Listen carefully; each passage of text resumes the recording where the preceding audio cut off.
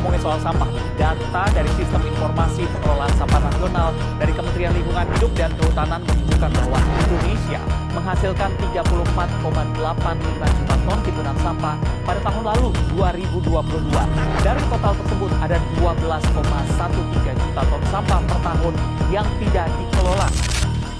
5 Juni diperingati sebagai Hari Lingkungan Hidup Sedunia. Menurut warga sekitar, bau sampah membusuk seringkali masuk ke dalam rumah, terutama ketika jendela dibuka. Selain masalah bau, ancaman terhadap kesehatan juga menjadi kekhawatiran warga. Seperti inilah penampakan ratusan ton kubik sampah yang memenuhi aliran Sungai Citarum Lama di kawasan Cicukang, Kecamatan Margaasih, Kabupaten Bandung, Jawa Barat. 514 kabupaten kota ini sangat beragam kompleksitas dari penanganan sampahnya.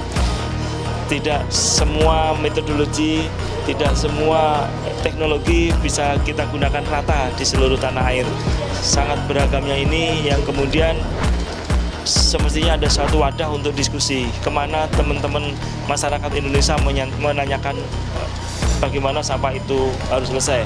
Mulai dari kalangan birokrasi atau pemerintahnya sendiri.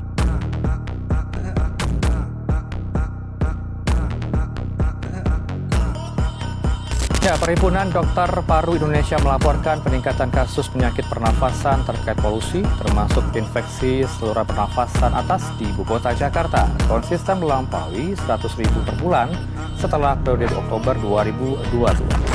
Sana sampai masuk ICU katanya gara-gara hirup asap pembakaran sampah tiap hari. Bayi umur 2 bulan di Cipayung, Tangerang Selatan mesti dirawat intensif di rumah sakit 3 hari. Lalu bagaimana cara pengelolaan sampah saat ini?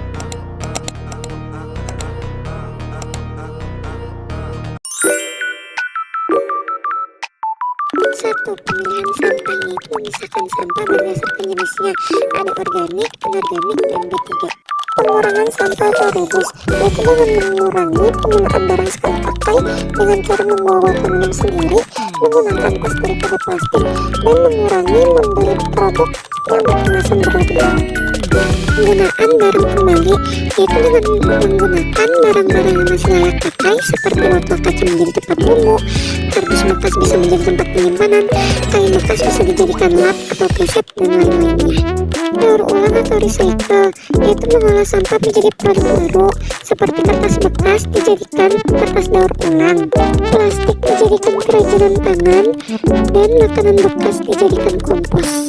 Pengolahan dan pembuangan akhir, sampah organik diolah menjadi kompos atau biogas, sedangkan sampah anorganik dikirim ke bank sampah atau tempat daur ulang, dan sampah yang tidak bisa diolah lagi dibuang ke TPA atau tempat pembuangan akhir dengan pengelola seramah lingkungan. Terakhir, ada edukasi dan partisipasi, yaitu dengan mengikuti program kebersihan lingkungan atau bank sampah. Kedua, ada edukasi keluarga dan teman agar disiplin memilah sampah. Dan ketiga, adakan kegiatan seperti tempat bersih di sekolah dan kampung.